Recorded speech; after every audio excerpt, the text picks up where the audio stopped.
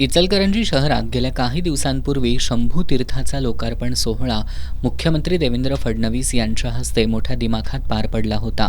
महानगरपालिकेच्या निवडणुकीपूर्वी शंभू तीर्थाचं काम युद्धपातळीवर आमदार राहुल आवाडे यांनी पूर्ण करून आचारसंहितेच्या पूर्वी उद्घाटन केलं.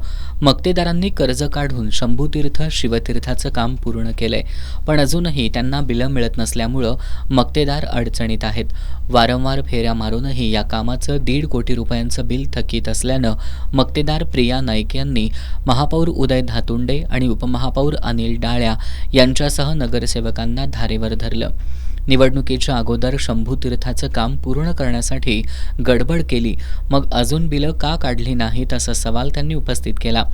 तसंच शिवप्रतिष्ठान हिंदुस्थानचे पदाधिकारी आणि शंभूतीर्थ समितीच्या पदाधिकाऱ्यांनी शिवतीर्थाच्या कामाचं बिल अजून थकीत असल्यानं आक्रमक होत सर्व नगरसेवकांना घेराव घातला.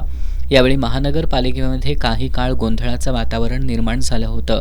बिलं लवकरात लवकर काढावीत अशी मागणी यावेळी करण्यात आली.